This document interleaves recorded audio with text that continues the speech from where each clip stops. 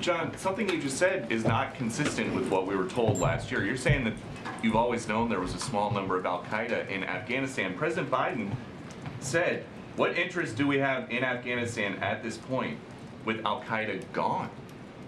Yeah, I mean, in a major way, al-Qaeda was not playing no, wait, let me finish. They weren't playing a major role in operations or resourcing or planning in Afghanistan.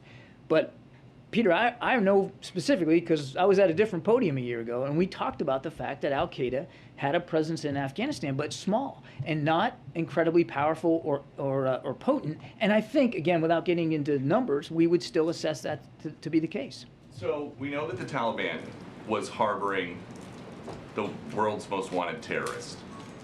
You guys gave a whole country to a bunch of people that are on the FBI most wanted list. What did you think was going to happen?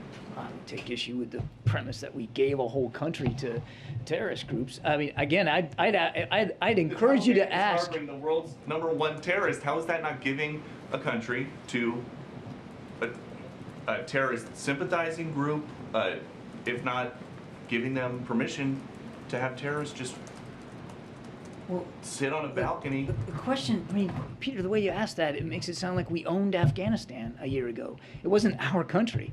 It was an independent sovereign state. And the president made a bold decision to end a war that had been going on for 20 years because he believed then, and still believes now, that our national security interests are best met by meeting the threats of today, not the threats of 2001. And I don't want to relitigate the whole war here, but obviously no one anticipated the Ghani government to fall as fast as it did.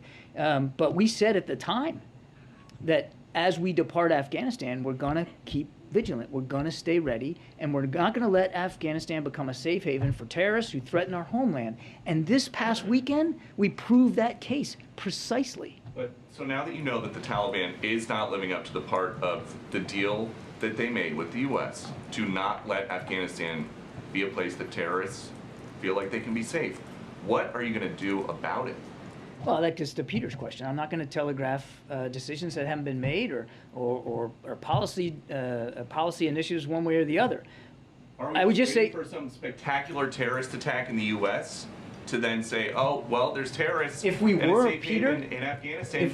Now we can go get them. If we were, Peter, then we wouldn't have taken the hit on Saturday, the strike that we took on Mr. Zawahiri, if we were just waiting. This isn't about waiting. It's about watching. And we watched very closely, and we acted on what we learned. And I would go so far as to say not only the American people are safer as a result of President Biden's decision, but the rest of the world is safer. Does that mean that the threat from al-Qaeda is over? No, of course it's not. Now, they'll have to make some decisions here, and we'll watch that too. And if we discern a threat to the American homeland again from them or any other terrorist group, the president will reserve the right to take that action again. I don't have to say anything. I'm a doctor too.